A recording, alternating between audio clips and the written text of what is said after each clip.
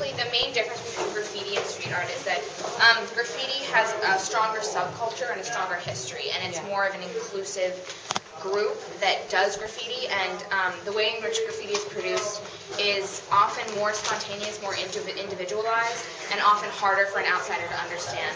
So, and street art is really intended, its purpose is to be for everyone to access, and it's art on the street for everyone to see. And so that's sort of the main difference. But I focused on graffiti in Beirut and then a street art project / movement in Egypt. And yeah, I mean, so what we really talked about was how graffiti and street art can reclaim public space. In Beirut, there was an extremely bloody civil war that lasted from 1975 to 1990. And in Beirut, at that time, people were basically dying without being recognized and dying without having any record of their death anywhere. The government wasn't recognizing them. There were no lists of the dead or of the survivors or of the multiple bombings every day.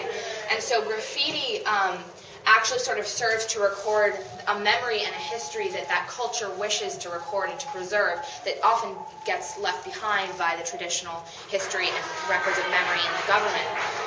And yeah, so things like this piece that have faces and names on them, whether it be martyrs, whether it be just people, I mean, we don't know who they are or who put them there, but they're there for a reason. And yeah, and then the second project that I worked on was on this movement called Local Street Artists, which is an organized street art project in Alexandria in Egypt. And this art student named Aya Tarek started this project because she really wanted to organize street art and educate Egyptians on how to reclaim their public space by creating art on the street, because it's her belief that conventional Egyptian art is westernized and it often doesn't reach the majority of the population, that it's inaccessible because people can't relate to it or they simply don't have the resources to access it. And so she believes that she wants to bring art to all Egyptian people, and she also wants to educate them on how to bring that art to themselves.